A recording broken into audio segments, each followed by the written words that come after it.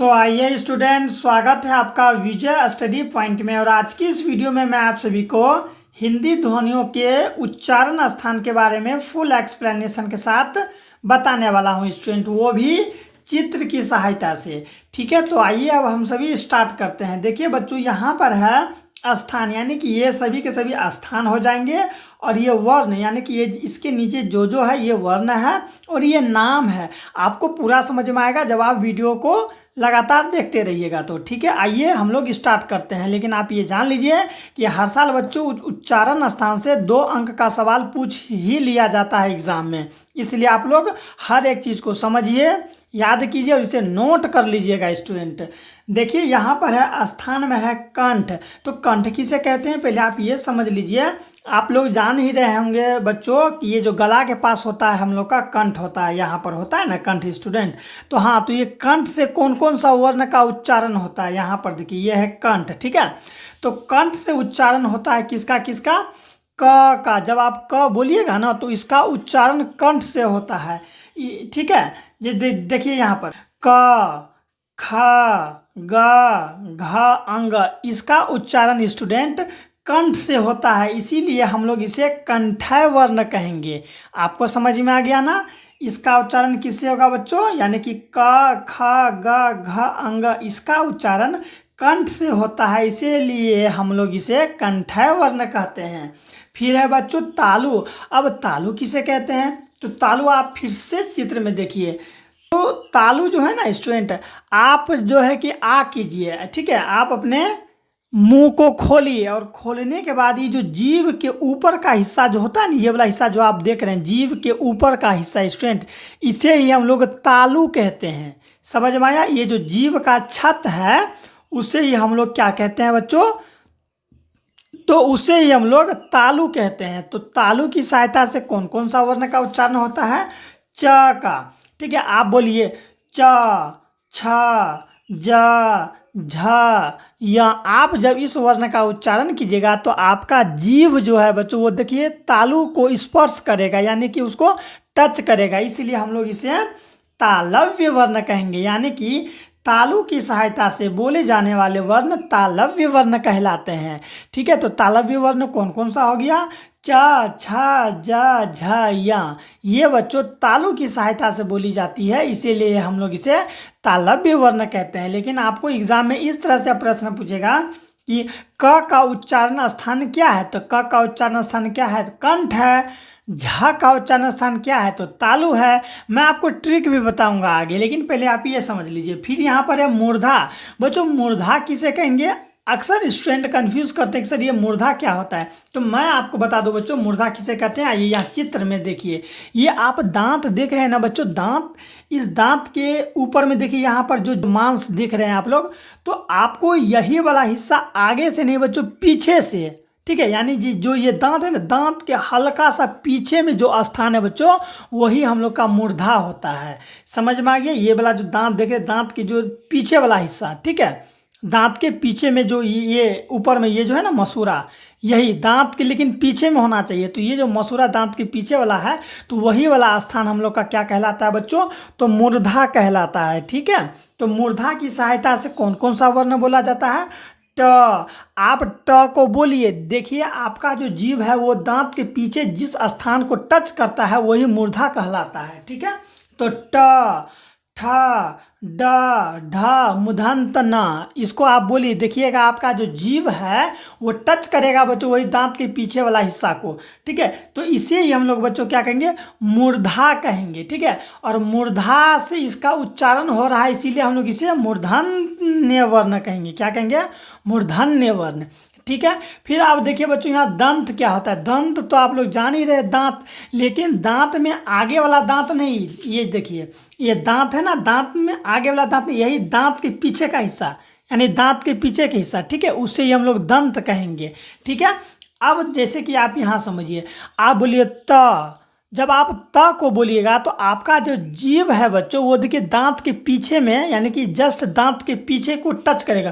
त, आप बोलिए मेरे साथ, त, देखिए टच किया ना, थ, द, ध, न, त, थ, द, ध, न। तो ये जो है बच्चों ये त, थ, द, ध, न, ये दांत के पीछे का हिस्सा को टच करता है, यानी कि दंत को टच करता है, इसीलिए हम लोग इसे दंत्य वर्ण कहेंगे।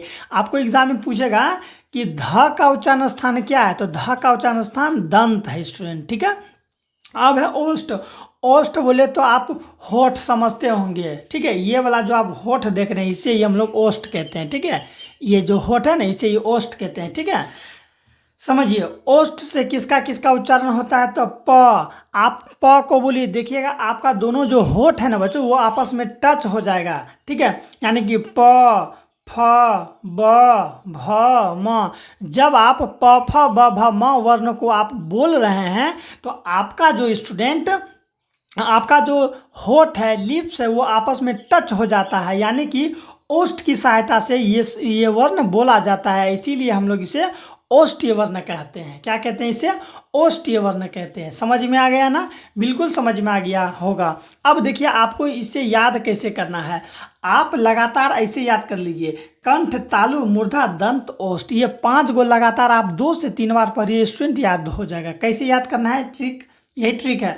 कंठ, तालु, मूर्धा, दंत, ओष्ठ, कंठ, तालु, मूर्धा, दंत, ओष्ठ, कंठ, तालु, मूर्धा, दंत, ओष्ठ। आप इसे रट जाइए, ठीक है। कंठ, तालु, मूर्धा, दंत, ओष्ठ, कंठ, तालु, मूर्धा, दंत, ओष्ठ। जब याद हो जाएगा तो आप याद रखिएगा सबसे फर्स्ट में क्या आया, कंठ।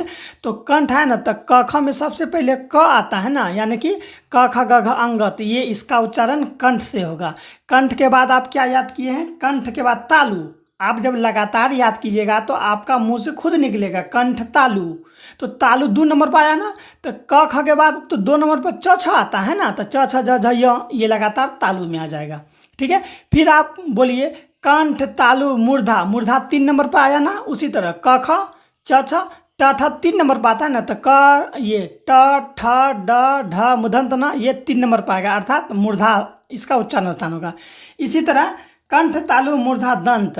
दंत का नंबर पर है 4 नंबर पर, तो आप देखिए 4 नंबर पर क्या आता है, क ख 1 नंबर, च छ 2 नंबर, ट ठ 3 नंबर, त थ 4 नंबर, यानी कि त थ द ध न, ये दंत से इसका उच्चारण होगा। अब देखिए ओष्ठ 5 नंबर पर आएगा, कैसे? ऐसे कंठ, तालु, मूर्धा, दंत, ओष्ठ। ओष्ठ का नंबर पर आया 5 नंबर पर, तो क ख च छ ट ठ त थ प फ, प फ भी तो 5 नंबर पर आया। इसीलिए हम इस स्टूडेंट इसे हम कहेंगे कि ये जो है मेरा ओष्ठ से इसका उच्चारण होता है, इसीलिए हम लोग इसे ओष्ठीय वर्ण कहेंगे, और ये 5 नंबर पर आता है। तो आपको इसी तरह से याद करना है, आप 2 से 3 बार पढ़िए ना स्टूडेंट, आपको याद हो जाएगा। कंठ, तालु, मूर्धा, दंत, ओष्ठ को आप याद कीजिए और उसी के अकॉर्डिंग ये आप बैठा दीजिएगा। समझ में आया? आपको कभी ये नहीं पूछेगा कि ठ को क्या मूर्धन्य वर्ण कहेंगे, ऐसा नहीं पूछेगा। या फिर ये नहीं कहेंगे कि द मेरा दंत्य वर्ण होगा या नहीं होगा, या फिर ओष्ठीय वर्ण कौन है, ये नहीं पूछेगा, ठीक है। ऐसा नहीं पूछता है कि ओष्ठीय वर्ण कौन है, बल्कि आपको इस तरह से पूछेगा स्टूडेंट कि फ का उच्चारण स्थान क्या है, थ का उच्चारण स्थान क्या है, छ का उच्चारण स्थान क्या है, इस तरह से पूछा जाता है। आइए अब हम लोग आगे देखते हैं स्टूडेंट। अगर समझ में आ रहा होगा तो चैनल को एक बार सब्सक्राइब जरूर कीजिएगा, क्योंकि इस तरह का वीडियो मैं आप लोगों के लिए बहुत ही मेहनत के साथ लाता हूं। अब थोड़ा सा आगे बढ़ते हुए हम लोग यहाँ पर ये देखते हैं स्टूडेंट, देखिए यहाँ पर फिर से एक बार है मैं हम लोग का कंठ, तालु, मूर्धा, दंत, ओष्ठ। देखिए है ना, फिर से मेरा क्या आया, कंठ, तालु, मूर्धा, दंत और ओष्ठ आ गया। तो आ गया, तो अब हम लोग इसे समझते हैं। देखिए स्टूडेंट, कंठ से उच्चारण होगा और किसका किसका होगा, तो अ, आ, ह, ठीक है। अ का, आ का, ह का और विसर्ग का, ठीक है, इसे विसर्ग कहते हैं ना। ये जो है 4 गो बच्चों, इसका भी उच्चारण कंठ से होता है, इसीलिए हम लोग इसे कंठे वर्ण भी कहेंगे। ये जो है ना, ये थोड़ा हार्ड हो जाता है, इसीलिए मैंने इसे नीचे कर दिया ताकि आपको ये वाला ट्रिक पूरा समझ में आ जाएगा, क्योंकि ज़्यादातर ये प्रश्न यहाँ से पूछेगा, यहाँ से बहुत ही कम बनता है। फिर भी आप इसे भी याद करेंगे, क्योंकि आपको अगर एग्जाम में अच्छा मार्क्स लाना है तो क्या पता कहाँ से प्रश्न पूछ दे। अब देखिए तालु से किसका किसका उच्चारण होता है, तो हर्षई, दीर्घई, य और स, इसका उच्चारण किससे होता है बच्चों, तालु से, इसीलिए हम लोग इसे तालव्य वर्ण कहेंगे। फिर मूर्धा, मूर्धा मैंने बताया था ना, मूर्धा किसको कहेंगे, बोलिए अभी एक बार रिवाइजिंग कीजिए। तो मूर्धा का स्थान क्या है बच्चों, ठीक है स्टूडेंट, ये मसूरा है। ये मसूरा के पीछे वाला हिस्सा हम लोग का क्या कहलाता है, समझ में आया? ये मसूरा के पीछे वाला हिस्सा हम लोग का कहलाता है बच्चों मूर्धा कहलाता है, ठीक है। अब देखिए मूर्धा से उच्चारण होगा री, र और स का किसका किसका री र और स का उच्चारण स्टूडेंट कहाँ से होगा? मूर्धा से, इसीलिए हम लोग इसे मूर्धन्य वर्ण भी कहेंगे। फिर यहाँ देखिए दंत से होगा ल और स का उच्चारण किससे होगा? दंत से होगा। और ओष्ठ से होता है उ या फिर हर्षौ दुर्गौ का उच्चारण ओष्ठ से होता है, इसीलिए हम लोग इसे ओष्ठ्य वर्ण भी कहते हैं। समझ में आ गया होगा इतना? आपको हर एक चीज़ लिख के 1 से 2 बार पढ़िए, आपको समझ में आ जाएगा। यहाँ पर कुछ और है स्टूडेंट, ये जो है कि मिक्स है, आप लोग याद रखिएगा, ठीक है। जैसे यहाँ देखिए कंठ और तालु, कंठ और तालु दोनों की सहायता से स्टूडेंट ए और अ, ठीक है, उच्चारण होता है, यानी कि कंठ तालु की सहायता से ए और अ बोले जाते हैं, इसीलिए हम लोग इसे कंठ तालव्य वर्ण कहते हैं।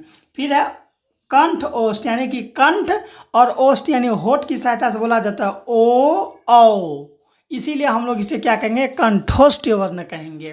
फिर है दंत और ओष्ठ की सहायता से वो बोला जाता है, किसकी सहायता से? दंत और ओष्ठ की सहायता से, इसीलिए हम लोग इसे क्या कहते हैं बच्चों? दंतोष्ठ्य वर्ण कहते हैं, दंतोष्ठ्य वर्ण, ठीक है, किसको? वो को।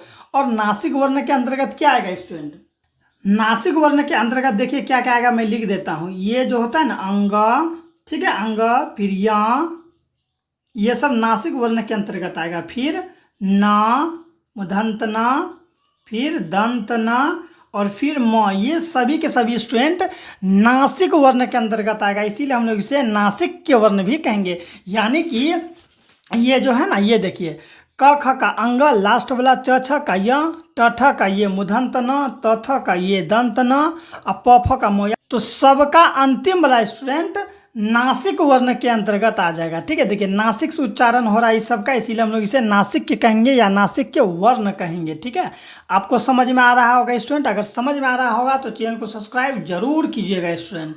तो मुझे पूरा उम्मीद है स्टूडेंट कि आपको हर एक चीज़ समझ में आ गया होगा। अगर आ गया होगा तो चैनल को एक बार सब्सक्राइब जरूर कीजिएगा, ठीक है स्टूडेंट। मिलते हैं ग्रामर के एक और टॉपिक के साथ।